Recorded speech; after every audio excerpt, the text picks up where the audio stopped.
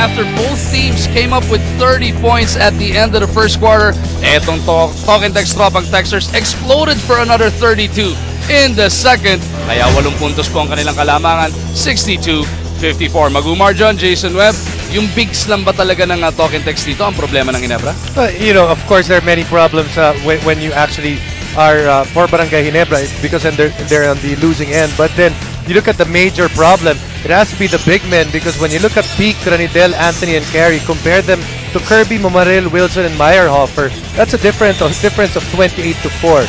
You're not asking Kirby, Mamaril, and Wilson, and Meyerhofer to score and match that. What you're asking from them is to not allow that group to have that many points. Ang isa namang matchup na tinututukan natin all game long as we take a look first at the numbers from the first quarter of action. You can see DR Lohorn had a very big first quarter. He had 13, pero actually malaki na yung lumabang ng may kalakihan ng Ginebra in the first quarter. But when the bench came in, nabura lahat yun.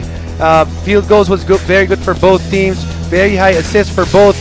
But a good advantage para sa Barangay Ginebra, at least in that first quarter when it came to points of turnovers. When you shift over to the second quarter, ang makikita naman natin dito, it was actually Harvey Carey that played very well in that quarter on the local side for Talk and Text. Mark Kagiwa tried to carry the load para sa Ginebra. Pero tingnan mo, tingnan mo yung binigay na field goals sa Talk and Text ng Barangay Ginebra. That's 62%.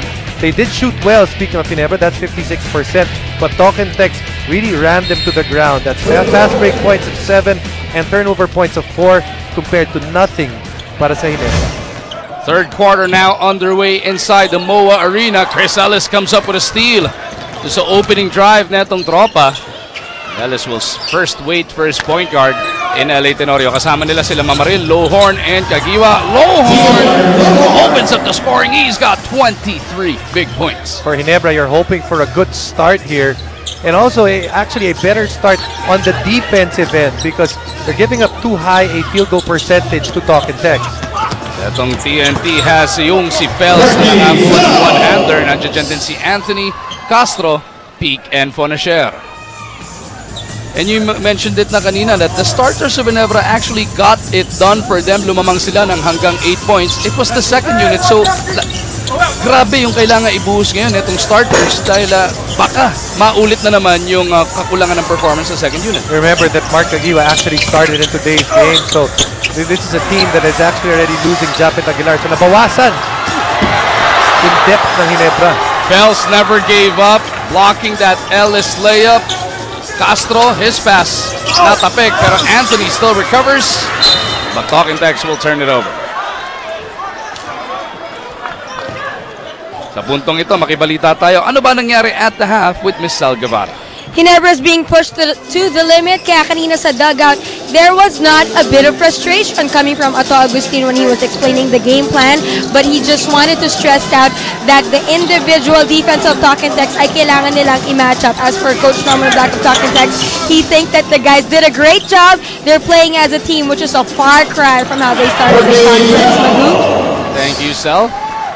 Double-digit lead na to para dito sa Talk and Text, 66-56. So yung strong start, Talk and Text pa nakakuha dito. And again, they're able to maximize the quickness that they have. Tenorio with the leather. Mamaril will offer the pick. 3 to shoot. Lohorn's got to go. Trying to beat the shot clock. Dior couldn't bail him out, but Ellis keeps it alive. Kagiwa to Tenorio. LA in traffic, trying to carve out some space. Tenorio could not deliver. Doubler all the way to the other end. Bitin yung layup. Anthony, though, keeps it on that side of the floor. Peak in the lane, gets the basket. May kasama pang foul.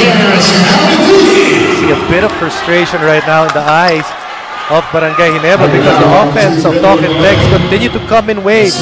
Even when they're missing the first shot, they're getting offensive rebounds and they're getting so many shots close to the ring. Substitution for Jason Johnson. Bonus free throw, LA. Alapag back on the floor para sa TNT as Ali P completes that three-point play. A very early timeout para dito sa Barangay Ginebra. 2.5 minutes into this third quarter. Bakit nga naman hindi? Namagana sa 13 ang abante ng tropa. Ang gera dito sa MOA Arena. Mamaril has that letter slapped away by Anthony. Sakit yan para sa Ginebra coming off their own timeout. Anthony receives from Alapag, cradles that leather. Anthony misses though everything but the shot sa pagkakataon na yun. Tenorio trying to get things going para dito sa Barangay, down by 13 points.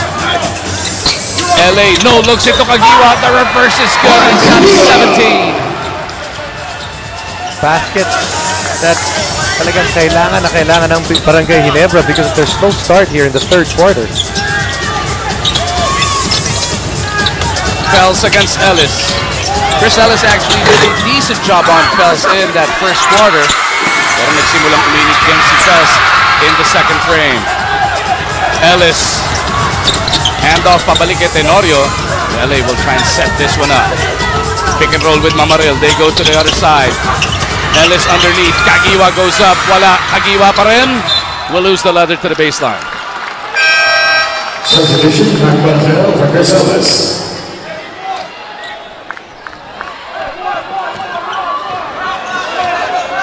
Coach Ato looking for more firepower sa pagbabalik ni Mac Barakael. Pinalitan muna niya etong si Ellis. Fonacher to a series of picks. Foul will be whistled on Anthony. Kinapitan daw etong si Barakael. Substitution, Ranidel Del Campo for Sean Anthony. Now Ranidel Del Campo is back on the floor. Pinalitan si Anthony. As Ginebra is still down by 11 points. Wala pang major run tayo nakikita mula sa Barangay Ginebra. Yeah, that's right. After that first quarter, they actually had a decent run in that first, but ever since then, they've actually been stymied by Tokitech. Every time they get the string together 2 or 3 baskets, nakakasagot agad etong tropa. Alapag couldn't pull the trigger. Tenorio keeping in step with him. Big pick from Ali. Rebound, LA running start. Tatlo kalaban. LA puts it up after the contact. Oh, that's a terrible call. That should have been continuation. LA immediately throwing it up. Matapos siya bigyan ng foul. Actually, he expected the contact. He didn't throw it up after. You look at, here's the foul. Once he crosses over, here's the foul right there. One motion. There is a sideline inbound. LA will miss from 3. Ball goes to Jason Webb. Uy, nasali ka ba? Hindi ako sali. Wala ko may assist pa sa'yo. Baseline inbound para sa Ginebra. Tenorio, hinahanap si Kagiwa. Kagiwa will miss though, pero he hustles to get that leather right back. LA puts it on the floor. Sounded better the defense. Will have to earn his points from the line. Pushing foul, Martel Ramirez, his third, second team foul for the Trollmexers. 2 free throws, LA Tenorio. LA Tenorio, 6 points, 9 assists na across his number. And so far, and 6 rebounds. When I look at Mark, when I look at LA as well as DR Lohorn, and the amount of effort that they have to put, the next question is, where is the next guy? Who's the next guy na aambag on the offensive end or the energy? Because they're not going to be able to do it, just the 3 of them. Galing si Cel dun sa Ginebra. Baka meron siyang balita kung saan sila kukuha. You know what, Coach Ato Agustin kept talking his guys to do tougher on defense. At pati po si Eli Tenorio nakipep talk na rin. Sabi, guys, okay lang na hindi maging masyadong okay sa opensa. Basta wag kalilimutan ang depensa. Balik sa inyo.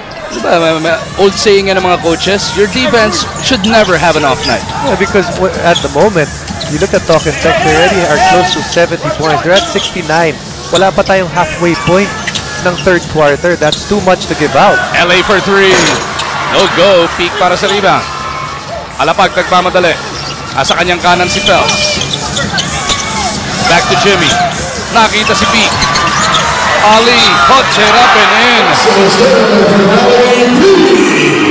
That Tokitech's front line coming up with the devastating plays inside the MOA Arena. Again, Barangay Ginebra, mismatches or actually not talking on defense. And then ginawa lang ng Tokitech, hinanap yung nalibre because naghahabol na yung Barangay Ginebra because they didn't match up properly. Ang mabigat pa doon, Jason, ang pinakamabigat doon, pang-5 personal foul na nakuha ni Peak dito kay Mamaril. Ali Peak is 7 for 7 from the field.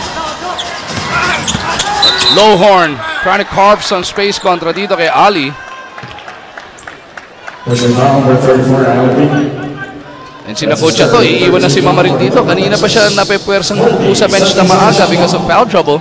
Dito isusugal na kahit di ma-foul niya. Tenorio on the move. Takes the contact. Niluwa pa ng ring yun. And LA can't believe it. Tumitingin na lang siya sa kalangitan.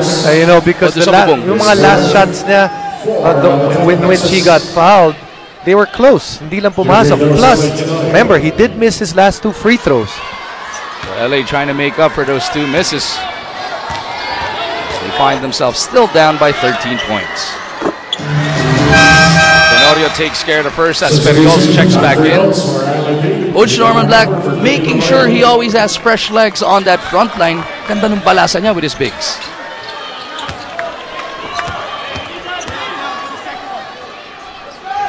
One guy though that we haven't seen, Rabah Al-Husseini. Mauuna pa si Jimbo Aquino sa kanyang pumasok dito in the next net ball situation. Rabah on that tropa bench. They go to the corner with Ryan Reyes. Reyes bounces it to Periols. The fadeaway is good. Seems like every big has shot so well para dito sa Talking Deck. Periols now with a total of 6 points. They go up. Tenorio with his 10th assist of the game. He's gonna be close to another triple-double or unless of course he reaches it. Kasi ngayon malapit na siya sa triple-double eh. Reyes miss. Meyer Harper rebound. Tenorio fouled by Reyes on the reach-in. Giving a chance for Jimbo Aquino to come back in. Meyer Harper pumasok na nga pala. Pinalitan na si Mamaril.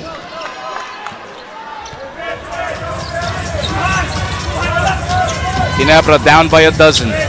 They go to Tenorio. Kagiwa. Setting up para dito kay Lowhorn. Dior kontra Periols. The power step is good. Humihingi pa ng foul.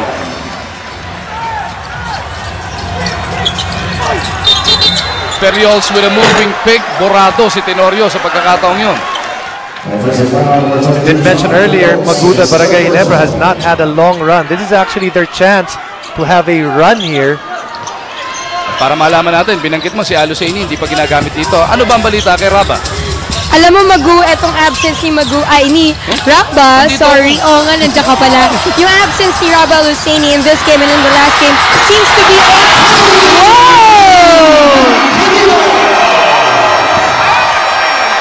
Balik tayo kay Rabah Al-Husseini. Yung absence nga niya seems to be a disciplinary action on Rabah Al-Husseini. So it looks like he has to learn his lesson. And you know what? He really admits that Coach Norman Black has been very tough on him. Kaya nga, there you go. So yun nga po, ayon sa balita ni Sel Guevara, na-doghouse si Rabah Al-Husseini para sa tropa. As Courtney Bells gets the 3-pointer from Kagiwa right back, pushing this tropa lead back up to 10 points. Before that, it was actually a 7-0 run para dito sa Barangay Ginebra. But you can see Talking Deck making some changes. They're actually gone even bigger now with Jimmy Alapag, the only guy below 6'2". All of the other guys about 6'4", 6'5". Look at Barangay L! And this huge stride. Intis nga lang as he overshot the layup. Ranidel on that right baseline. Carry sa ilalim. Inatake si Kagiwa. Putatay! Nabot! Kay Lowhorn. Alapag for 3. No good. And Periols keeps it alive. Ito yung big lineup, Jason. Jimmy once again. No good. And another serving para dito sa tropa. It's gonna be difficult para sa Barangay Ginebra because right now, there's so many guys, so many mismatches that actually are on their way. Tapos, hindi pa nakaset up properly ang Ginebra. You can see, guys are actually not on the right personnel. Bells misses. Kagiwa finally clears it para sa Ginebra. The reigning MVP setting this one up. They go to Lowhorn at the post. Periols in front of him. Tutulong si Dio Campo. Dior still gets the 2 points. Sa puntong ito, in terms of scoring, in terms of getting his points, wala ka nang hihingin dito kay Dior Lohorn. He's already at 29, chance for 30 right now. Let's see, on the defensive end, let's see what Ginebra does. There's no way they can match up man-to-man sa Talk and Text because of their size. Let's see if they're actually going to try to zone here because there's not enough shooters on the floor para sa Talk and Text. Pels against Barakel on that right side. Pels step back jumper. No. Rebound battle na kanino. Pupulutin ni Barakel. Tenorio will push the action para sa Ginebra. LA shovels it to Mac. LA will reset. Pinapaalis niya. Etong si Lorne, humingi ng pick dito kay Dior. LA waiting for the cut. Kagiwa for three. No good. Meyerhofer using his length against De Ocampo. Barakel all the way to the hole. Pag yung sinasabi natin, the other guys have to contribute. Offensive rebound para kay Rico Meyerhofer and then a layup para kay Mac Barakel. Pasa ni Alapag, dinakaw ni Tenorio. Here come the red shirts. Tenorio to Kagiwa, nabitawan lang yung bola. And Alapag will push it the other way. De Ocampo on the move. Attacking Meyerhofer. Natapikan ng bola. It's a 3-on-1. Tenorio to Meyerhofer. Kagiwa gets the 2 points. Ang laki ng tropa. Anong ginawa ng Ginebra? Tinakbuhan sila. Timeout muna para kina Coach Norman Black. Take a look at the last couple of sequences, Jason. Ito yung binabanggit mo. Meyerhofer getting that board. Barakel contributing the 2 points. And then, on that last sequence, Barangay Ginebra sharing the basketball. Thousands in attendance dito sa Guerra Samoa Arena. Nahanap na po natin ang ating mga ulalam, mahal ng masa fans of the day. Saan ba sila nakaupo? Hinahanap pa rin natin. Sa puntong ito, ayan na po. Mula sa masarap, malaman, mura at convenient kasi easy to open ulalam, ready to eat ulam. Para sa masa, mahal ng masa, ulalam, 15 pesos lang. 2 minutes remaining in this third quarter, Jason. Barangay Ginebra, after being down by as much as 14 points, has stormed back. 3 na lang ang inahabol nila dito. 2-7-0 run, 1-7-0 run before that timeout of Coach Norman. Then another set, then they get the 3-pointer from Talk and Text for Pels, and then another 7-0 run para sa Barangay Ginebra. So finally, Ginebra getting the runs that they need. Pels on the move. Pels with a one-hander. No. Tenorio with a rebound. But still, Talk and Text staying with that big lineup. Problem with that big lineup, not enough creators. Back for the tie. Meyerhofer with yet another board. Ay sinasabi natin, Rico has to help out, at least in rebounding. Lohorn broken up, taken away, but there's a foul. Ali Peak whistled for this one. Di rin narinig ni Dior na may pumito na sa ingay ng Ginebra faithful as they can come to within 1 after these 2 free throws.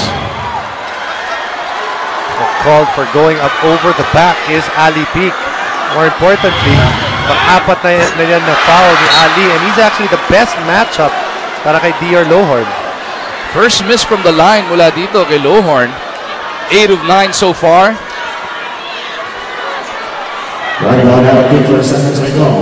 Nawarningan pa dito si Ali Peak for resenting to his 4th personal foul called on him.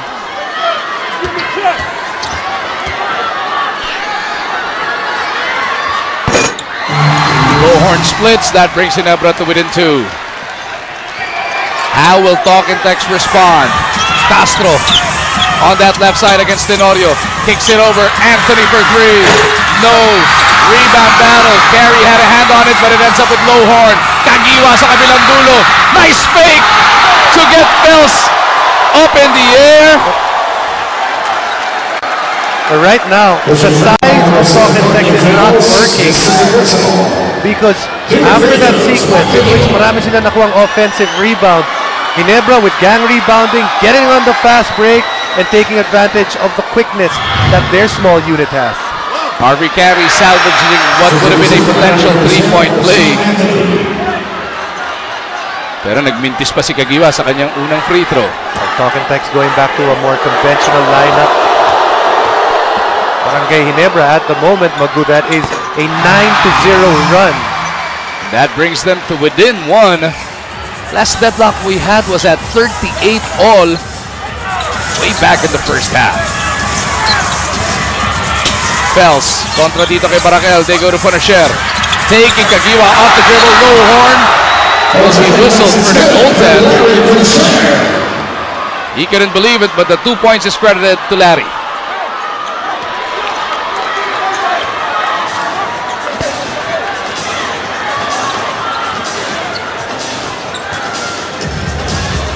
Meyerhofer gets it over to Kagiwa.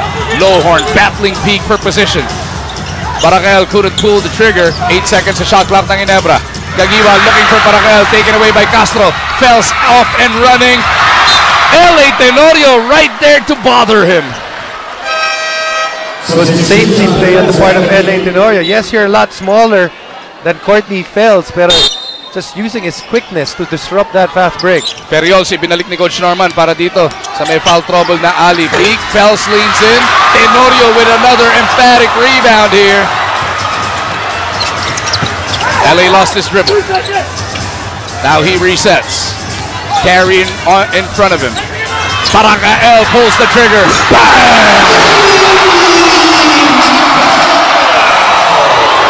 And Matt Barakel has become that fourth guy, at least in terms of scoring, para sa Ginebra sa quarter na to. That's 5 points for him.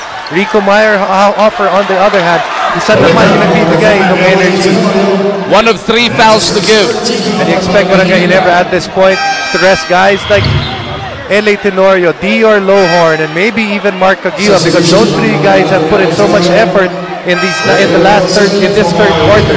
And with 7.5 seconds remaining, pagkatapos ng foul ni Tenorio, may dalawa pa silang pwede pamigay. Pero si Mamarin binalik dito with 5 personal fouls. The problem is, if Talking Tex goes to Perios, can't give up that foul. That's not a good foul on the part of Corrupto. Might wait a little bit longer. 6.7 to go. One more foul to give. Castro. Oh, finding a way. Kaya naman pala nakagawa ng paraan. Sumobra ng hakbang. So Barangay Ginebra pa will have the last say of the third, trying to take back the lead. First up pa, nung huli nilang natikman yan. Labagala puts it up. No go. So at the end of 3 quarters, tapla ang ating labanan. 79-79. Ibang klaseng gyera dito sa MOA Arena ang ating natutunghayan. 12 minuto pa ang natitira.